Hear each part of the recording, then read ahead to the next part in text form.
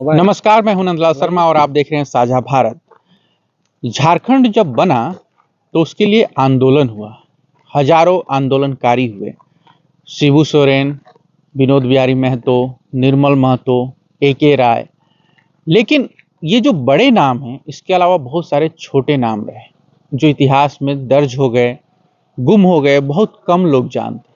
लेकिन एक आंदोलनकारी की जिंदगी कैसी होती थी? जब मैं झारखंड आया तो मुझे ये दिलचस्पी रही कि मैं जानूं कि एक आंदोलनकारी की जिंदगी कैसी रही होगी, उन्होंने झारखंड की लड़ाई कैसे लड़ा हो।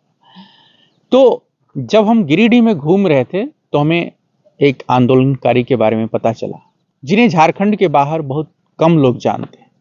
लेकिन एक मुस्लिम लड़का, युवा, जो आगे चल करके जो है झारखंड की लड़ाई में शामिल हुआ, उसका नाम छोटू खान है। हम इधर जरीडीह में थे तो लोगों ने जो है उनका नाम सुना तो बहुत ही उत्साहित करने वाली प्रतिक्रियाएं दी, बहुत सम्मान से नाम लिया।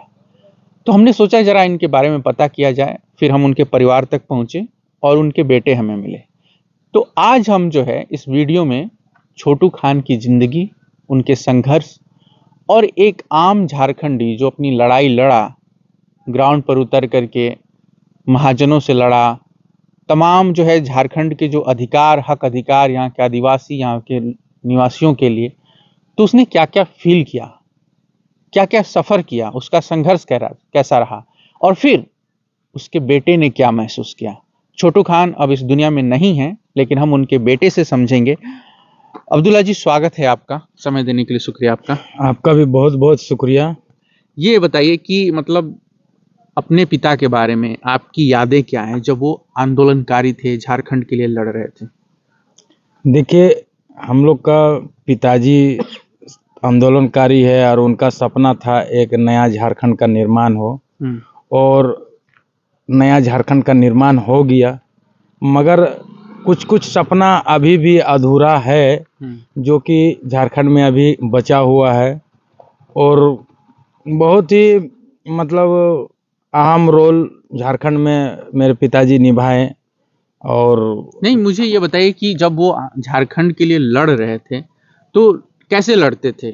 जो आंदोलन होते थे या जो अभी जो आंदोलन हम देखते हैं कि कहीं मोर्चा लगा करके बैठ जाइए, या फिर किस तरीके से लड़ते थे वो लोग शिबू सोरेन के साथ और तमाम लोगों के साथ? देखिए, हम तो ज़्यादा मतलब दूर तक नहीं बता सकेंगे, मगर हम जब 6 साल 7 साल 8 साल के जब हम थे, उस समय हम देखते थे कि आंदोलन तो बहुत मतलब भयानक होता था, और हमारे घर बहुत सारे लोग आते थे। कभी गोड्डा से आते थे, दुमका से आते थे, जुमरा पहाड़ तरफ से आते थे, और सब अपना बैठ के मीटिंग वूटिंग होता था, और वहीं पर डिसीजन होता था कि कहाँ हम लोग को मीटिंग करना है, कहाँ पर क्या करना है, कहाँ पर क्या नहीं करना है। और इसी तरह हम लोग देखते थे, और उन लोग का जितना भी आंदोलनकारी था सबको देखते थे। एक अलग ड्रेस रहता था, एक अलग पहचान रहता था। कैसी ड्रेस होती थी? ड्रेस खाकी टाइप का ड्रेस रहता था। यहाँ पर तीर धनुष का लोगो रहता था, यहाँ पर तीर धनुष का लोगो रहता था, यहाँ पर तीर धनुष का लोगो रहता था, और खाकी टाइप का लगता था। अगर यदि पूरा पहन के अगर यदि मतलब आंदोलनकारी का टोला निकल जाता था तो एक अजीब दिखता था। तो ये सब है। आंदोलन तो बहुत होता आपके था। पिताजी ने आपको कुछ कहानियां सुनाई होंगी कि मैं यहाँ गया तो ऐसे हुआ, कुछ अगर आप बताना चाहें। हाँ, मेरा पिताजी तो बहुत कहानी सुनाए हैं, मगर वो कहानी तो अभी तक सपना नहीं हुआ। जैसे कि अभी हम अपना पिताजी से पूछते थे कि हाँ पापा, आप जेएमएम में रहे, आंदोलनकारी भी रहे, और बहुत सारा आपने आंदोलन भी किए हैं, और जरीडीह प्रखंड का अध्यक्ष भी रह चुके हैं, और गुरुजी के साथ एकदम उठना बैठना रहते हैं। और गुरुजी, मेरा पिताजी बोलते थे कि गुरुजी मेरा जांग को तकिया बना करके सोते थे, और हमको छोटू छोटू छोटू छोटू नाम से हमको ज्यादा प्रचलित गुरुजी मतलब मानते थे, उनको बहुत मानते थे। तो क्या ये नाम छोटू खान नाम जो शिबू सोरेन ने दिया? हाँ, ये मानिएगा तो समझिए कि गुरुजी का देन ही छोटू खान। हाँ, अच्छा। क्योंकि हम लोग तो देखिए, मेरा पापा का नाम सलीमुद्दीन अंसारी है, ठीक है। मगर वो जब आंदोलन में जब निकलते थे तो ज़्यादा वो नाम छोटू खान नाम से प्रचलित हुए, और बहुत तरह का सपना गुरुजी ने उन्हें दिखाया। तो जो कहानियां सुनाई थी वो थोड़ा बताइए ना हमें, ताकि आने वाली भी पीढ़ी जाने। जैसे कहानियां क्या है, जैसे कि गुरुजी सबको बोलते थे कि अरे छोटू रुक न रे, आदि पाके वाला है। हाँ, हाँ अबरी पाकता है और हमनी तोड़बे, टेंशन नहीं ले। हाँ। आज देखिए जेएमएम का सरकार है, आज पक भी रहा है, फल भी दे रहा है, और आंदोलनकारी का बेटा और आंदोलनकारी सब कहाँ है, सब किसी को कोई पता नहीं है। आज देखिए झारखंड राज्य जो अलग हुआ, आज मेरा पिताजी का इतना सारा केस हुआ, मतलब आंदोलनकारी के संबंध में, तो कहीं ना कहीं हम लोग को दिक्कत हुआ, क्योंकि आज हम लोग अच्छा स्कूल में पढ़ नहीं पाए, अच्छा एजुकेशन नहीं ले पाए, अच्छा हम लोग आगे नहीं बढ़ पाए। तो कहीं ना कहीं मेरा पिताजी आंदोलन करते थे और काफ़ी व्यस्त रहते थे झारखंड की ही मैटर में। तो हम लोग को ध्यान देंगे ना झारखंड को ध्यान देंगे, तो हम देखें कि हम लोग से ज़्यादा मेरा पिताजी झारखंड को ध्यान दिए, और झारखंड को ध्यान दिए इसलिए हम लोग थोड़ा सा डगमग भी हो गए।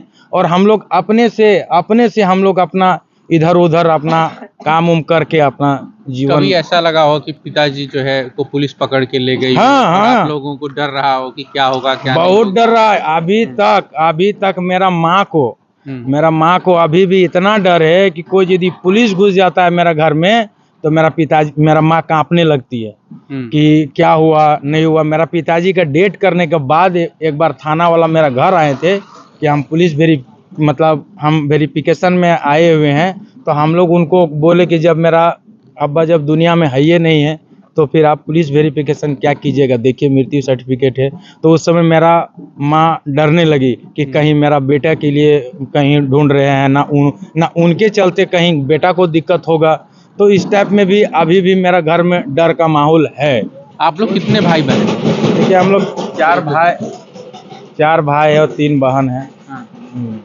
पढ़ाई लिखाई कहाँ तक हो पाई? हम मैट्रिक पास किए हैं। और भाइयों बहनों में? हाँ मेरा भाई है, मतलब भाई सब पढ़े हैं। बड़ा भाई मेरा जो है वो इंटर तक किए हैं, छोटा भाई भी जो है वो भी बीए तक पढ़े हैं, मंझला भाई जो है वो भी इंटर तक पढ़े बहनें हैं। पढ़ पाई? हाँ बहन लोग भी सब मैट्रिक तक किए हैं। अच्छा। तो अब चूंकि झारखंड आज़ाद हो चुका है, अलग राज्य बन चुका है, यहाँ पर अलग सरकार है, आप राजनीति में आ गए हैं, तो क्यों आना हुआ? देखिए राजनीतिक में आना हुआ, जैसे कि मान के चलिए कि हम लोग का भी झारखंड का है, और हमारे पिताजी ने झारखंड के लिए इतना अहम बलिदान दिए हैं, और आज जो हम लोग को सम्मान नहीं मिल पा रहा है, कहीं ना कहीं हम लोग का आंदोलनकारियों का कहीं ना कहीं कुछ है। तो और जो झारखंड की समस्या है अभी, और नीति का जो है आपका, और झारखंड में बहुत सारा ऐसा समस्या है, उसको देखते हुए हम लोग फिर से चाहे कि नहीं, अब तो मेरा मतलब ये आपका अब्बा किए, अब हम भी आंदोलन करेंगे। अगर 50% मेरा अब्बा किए तो 50% हम करेंगे। एक बात बताइए, आपके पिताजी पर कुल कितने केस रहे होंगे? कम से कम 30-35।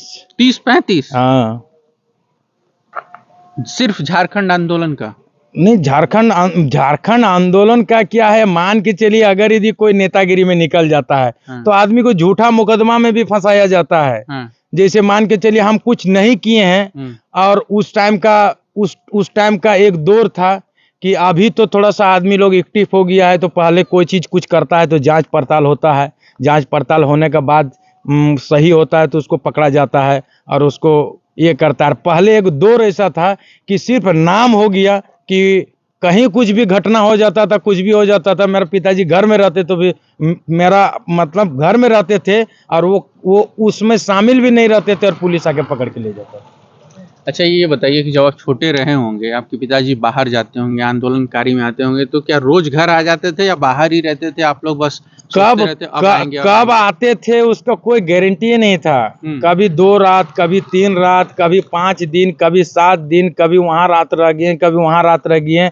आंदोलन के समय में मेरे घर में इतना दिक्कत होता था, हम लोग के घर में राशन पानी नहीं रहता था, और मेरा पिताजी आंदोलन में रहते थे।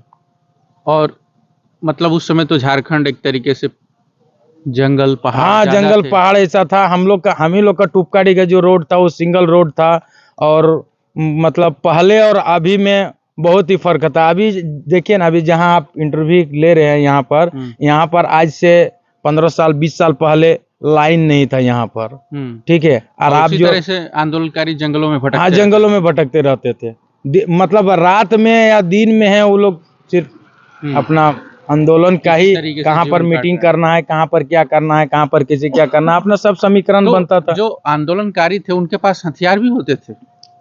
उनके पास हथियार होते थे, काड़ धनुष होता था।